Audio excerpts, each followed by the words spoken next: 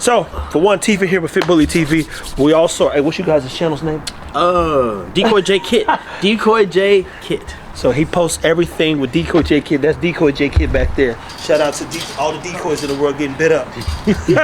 Bit up, they're bit up better men. So, at anywho, we wrote down a list today.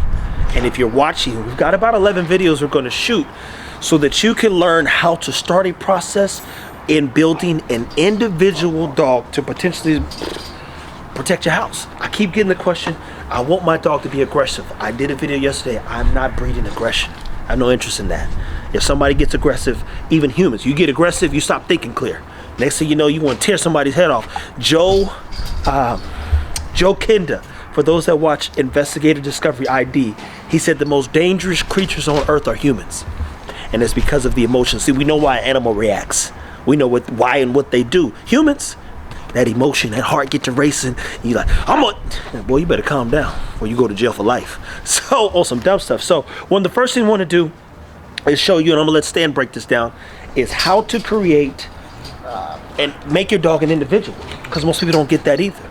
You want to be so attached to your hip, they can't think left or think right or do anything on their own. So you can't expect them to protect the house if they don't think separately. Yeah, talk about that. Because again, you're not going to be the one protecting the house, so the dog has to know and have the confidence in themselves that they can do anything to protect you and your family. So that means if somebody jumps on a car, they're going to be confident enough to go on that. If they go into a dark room, they're going to be confident enough to go into that room and accomplish the goal that they have been set out. So there's things that you can do at the early stages when you have puppies, like letting them jump in tires and figure out how to get the ball or how to get the tug, or making them miss the tug a couple of times and making them lose. How do they handle failure? How do they handle when things go wrong? So you'll see times that puppies fall off of stuff and we'll just look at them and we'll just see what the pup does. Because if we're gonna go over there and, oh my God, you fell, you hurt yourself. Now that dog's gonna start relying on you when situations get stressful versus relying on themselves and overcoming that. You know, one of my favorite movies is Ray, right? And you think about that scene in Ray, where Ray Charles is a kid, he falls down, he's blind, right? And his mom, she gets up and she looks at him. Then he starts using his ears, he starts hearing he hears all these things, he gotta learn to get up. I ain't gonna always be there, he gotta learn to get up. And if you want your dog to keep you safe, the dog got to know when to get up. He can't wait for the call at all times. So, one of the things that I do, and you know, it looks crazy, is, I'm gonna start with something real simple, but this tire right here, come show them because they can put their feet in here. I put them in here the other day, it took them literally almost 6 minutes to get out. Cha-Cha gonna get out, I think, faster, but actually Bam Bam beat it the other day. So feet are on the ground, and the first thing that they did was do like this right here, just look. But once he realized he can get out, now he's like this, boy, I'm out of here. Go. And then Cha-Cha's gonna take her time. So for me, I have the videos. You go, okay, it took them about 2 to 3 minutes to get out, and they weren't thinking about it. Now he's like this, I'm done. The irony was she got out of there quicker. Sometimes you need a little motivation. You can't be deterred or perturbed, if you would, if they start whining, because look, here she goes. So now check this out. We saw him get in. They like this chicken. So at the same time, he built a relationship with these dogs, so they're looking to him for guidance, and he's not giving it to them. So they're gonna have to figure it out on his own. And like you saw, as soon as he got out the tire, he checked in with Daddy. See, look, I'm dropping these in here now.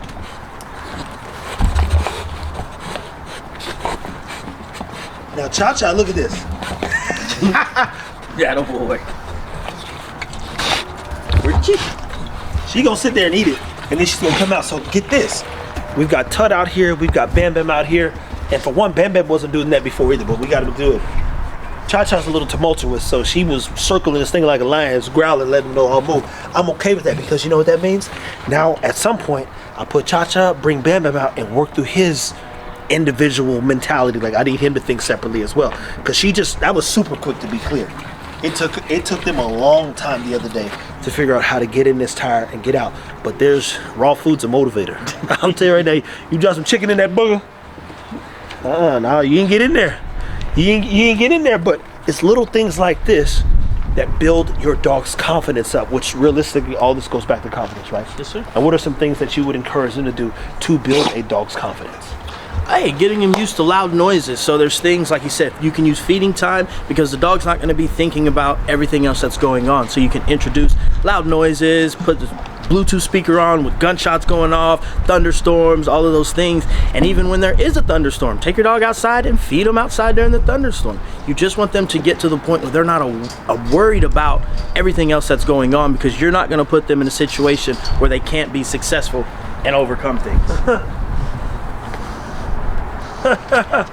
It's those little things that are like proud moments, because you go, look at them dogs thinking. And I'm telling you right now, I didn't shoot a full video of this. Did we shoot something like this? We did, but the sound issue, remember? Oh yeah. The cord was wrong on the thing, so when I'm showing you this, I got the B-roll, so I could walk you through it. But we shot it, but there's no words, to be clear. Well, there's words, you can't hear them. But we showed you what this was going to look like, how long it was going to take, what the dogs were doing, and how something this simple could encourage them to be better dogs for themselves. Because I might not always be around, and I don't want them to think, hey, I got to harm somebody, but they got to know, like, you can't harm me neither. That's the other thing. So, at any hoot, we talked about building individual 3 things that they should work on specifically to help their dog become individually separate thinkers, while also being managed, if that makes sense. So like 3 examples of things that they could do? Yeah, things that you do. Things that I do. So one is I play a lot with my dog, and I'm going to put them in uncomfortable situations just to see how they go through those things. Another thing is I love obstacles. So you've seen the A-frames and the catwalks. You've seen us going to parks and things like that. Those are great things to do with your dog, because one, they develop a relationship with you. Again, you're not going to put them in a situation where they can't be successful. What's the third one we can do? Just spending time. Even elaborate, the time thing is huge. Time. On the drive. See, the dogs wouldn't do it if they didn't know me. Like, you could put a dog that don't care about you in this, and they'd be like, I'm gonna just stay here. You'd be surprised, but because I'm so connected to them, and as you see, they're pretty motivated. I mean, Bam Bam's got a ball now. Cha Cha's got the ball. They're only 4 months old. And to be clear, when we start talking about the American Bully, as I said, it's not a dog of confidence. It's not a dog that's sure of itself. It's not a dog that they're breeding to be a better dog. They're just breeding dogs, to say the least.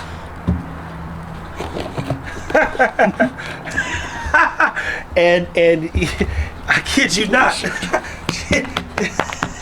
She got it? Yeah. That's the thing. I kid you not. Because we're working on an American Terrier, AMT, long term, we got 5 years of work to do. But point is all these little things matter. And epigenetically, I have to build in all these components that allow me to say, hey, dogs don't have confidence. Dog can do protection work. Dog is going to be intelligent. Dog's going to have drive. Dog's going to be able to focus. And I think most importantly, dog's going to be able to love you to death.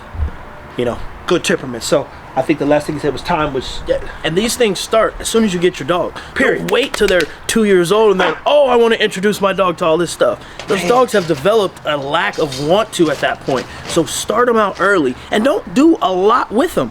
Build their confidence slow and steady, and then just continue to build on that as they grow, get physically strong enough, mentally strong enough to excel in everything that you want them to do. There you go. So for now, hopefully some of this made sense. We got a lot of stuff that we're going to shoot today. Individual development, again, it's just as much time as you can spend with your dog. Take them in situations and settings to build up their confidence. Confidence is key. That's it. That's all. Take care of your dogs, people.